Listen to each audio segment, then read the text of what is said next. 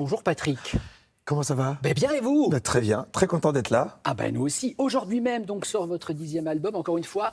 Malgré 40 ans de carrière, Patrick, malgré, bien que ce soit le 10e, il y a toujours un stress, une émulation, un plaisir quand sort un album?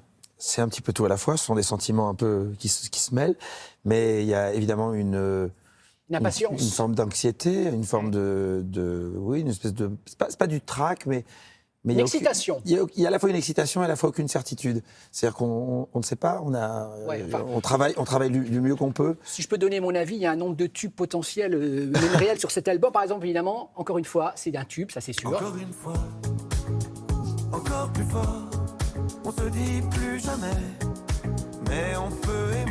Mélodie qui donne la pêche et en plus le texte, Patrick. C'est-à-dire qu'on peut, après un échec sentimental, après un problème au boulot, on peut rebondir. C'est ça en fait. Oui, c'est ça. C'est qu'à n'importe quel moment, on peut repartir, même quand on pense que le monde s'écroule, pour une déception amoureuse, amicale, professionnelle, et de se dire qu'il y a toujours une petite lueur, une petite lumière quelque part qui peut vous ramener. Ça fait du bien parce que malheureusement on passe tous un jour par ce type de soucis dans sa vie. Bien sûr. Et c'est souvent l'amour qui vous qui nous met par terre, qui vous met par terre, mais après qui vous relève. Ah oui, évidemment. Donc c'est une chanson positive, solaire. Jolie sonorité pop-électro sur cet album. On va regarder, écouter un extrait de J'avance. C'est Mosiman, Quentin Mosiman. Qui a fait la production, et Oshi et Barkwell qui ont écrit la chanson. Enfin, on l'a fait ensemble. Je parlais de tube il y a quelques instants. En voici un deuxième. J'avance, j'avance, j'avance sans rétro, à mes défis, mes défauts, sur la bande d'arrêt d'urgence. J'avance, j'avance, j'avance, coûte que coûte. Et si je me perds en route, je prendrai vos je t'aime comme essence. Oui, j'avance. Vous disiez que vos garçons adorent cette chanson, Patrick. Ah oui, sur l'album, il y a 3-4 chansons qu'ils aiment beaucoup, mais mes garçons, celle-là sur J'avance et sur On en parle aussi. Ouais.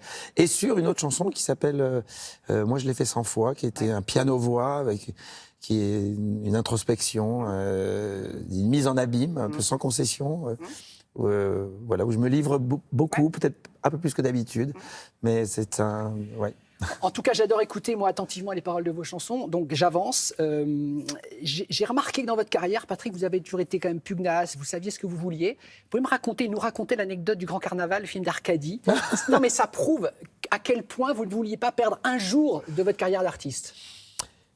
C'est-à-dire que c'est drôle, cette anecdote Arcadie, on est sur le Grand Carnaval, oui. J'étais au service militaire à ce moment-là, et je sais qu'Arcadie fait un film, donc je me débrouille pour partir sur le tournage.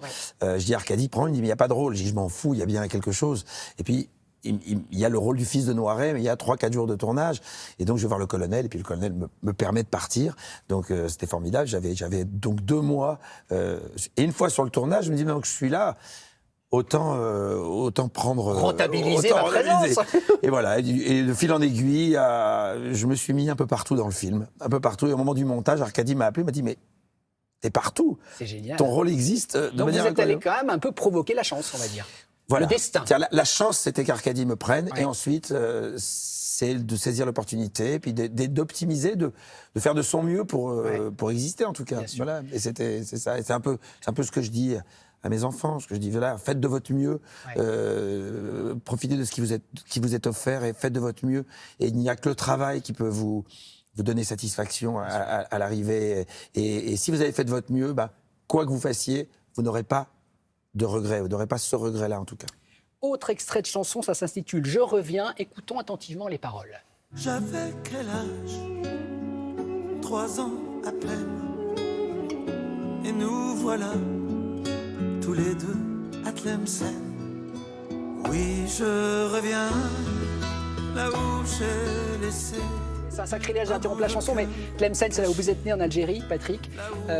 C'est vrai que vous souhaiteriez aller avec votre maman retourner là-bas en Algérie? En fait, je n'y suis jamais allé. J'ai chanté la Tunisie, j'ai chanté, je suis allé au Maroc. Mais vous êtes né là-bas, à Tlemcen. Je suis né à Tlemcen, en Algérie. Je suis, moi je suis d'origine berbère, et je ne suis jamais retourné. Vous n'y êtes jamais retourné? Et j'ai toujours eu envie d'y retourner. C'était comme mais quelque part, c'est comme s'il y avait quelque chose de, pas d'impossible, mais d'un peu opaque. Non, finalement, je me suis dit, le meilleur moyen, c'est de le matérialiser, c'est de l'écrire, peut-être pour le rendre réel. J'ai écrit cette chanson, je l'ai enregistrée, et le voyage, nous allons le faire. C'est qu'en fait, la chanson commence par un gros plan sur des photos. C'est ma maman qui tient des photos et qui regarde des photos. Puis j'élargis. Nous sommes dans un avion et l'avion se pose à Tlemcen. Et ensemble, tous les deux, la main dans la main, nous rentrons dans cette ville dans laquelle je suis né. La petite bouille. Oh, la petite bouille. Et c'est vrai que ce voyage va se faire. Donc enfin, peut-être avec ma maman, nous allons retourner en Algérie. J'ai envie d'y aller. Oui, c'est un besoin, c'est un plaisir. Et puis surtout, comme je le dis dans la chanson, je reviens comme on s'était promis, comme tu m'avais appris, l'amour de ce pays. Parce que j'ai eu cette chance extraordinaire de grandir dans un environnement entre mes grands-parents, mes oncles, ma maman, qui était où il n'y a jamais eu de mots violents. C'était toujours été, il n'y a jamais eu de sensation de revanche, sensation de haine, non, au contraire. C'était à quel point les communautés étaient bien ensemble, à quel point c'était merveilleux la manière dont nous vivions en Algérie à l'époque, et que j'ai envie d'y retourner, de recommencer. Il y a entre la France et l'Algérie beaucoup de choses extraordinaires à faire. Ce sont deux pays qui ont besoin l'un de l'autre, et voilà, j'ai envie d'y aller. Petite question, comment il va votre cousin? Vladimir? Non, ce cousin-là, regardez, il a un petit message pour vous. Regardez devant, Patrick. Salut cousin, cousin un peu éloigné, mais cousin quand même. Je voulais te souhaiter bonne chance, te dire un gros merde pour ton album qui va sortir bientôt. Te féliciter pour l'ensemble de ta carrière. Tu n'es pas encore mort, mais attention. Blague à part, je t'embrasse. Il est taquin. Alors en fait, votre grand-père était le frère de la grand-mère d'Élie. C'est ça. On est cousins issus de Germain ou Petit Germain, je ne sais pas comment ça s'appelle. En tout cas, voilà. Et merci Élie. Il a fait, Élie, je tiens à le dire, vraiment, il a fait un documentaire absolument magnifique sur son père. C'est vrai. Voilà, ça c'est quelque chose qui, si vous pouvez regarder, c'est très beau.